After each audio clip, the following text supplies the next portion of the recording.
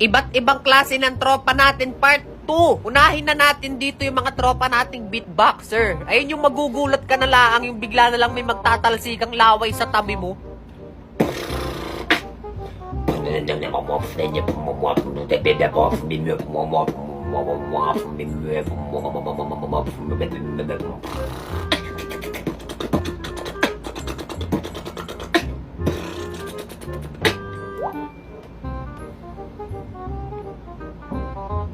Pangalawa naman yung tropa natin na wala naman tayong ginagawa sa kanya. Pero pag nagkatinginan kayong dalawa, bigla ka na lang papakpan.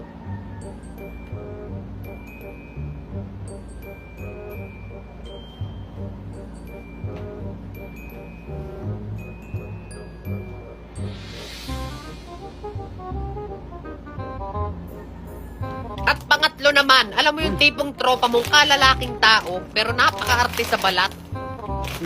Ayoko na. Ayaw mo na?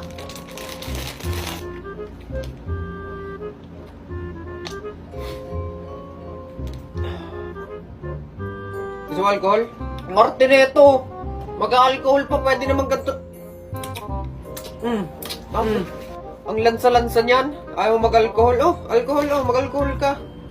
At pang-apat naman yung tropa mong bangaw. Lahat na lang ng dumaan, crush mo daw.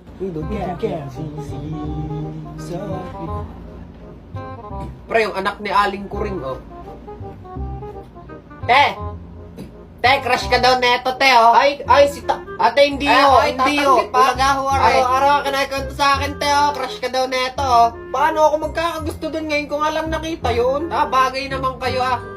Nung nanay nga lang.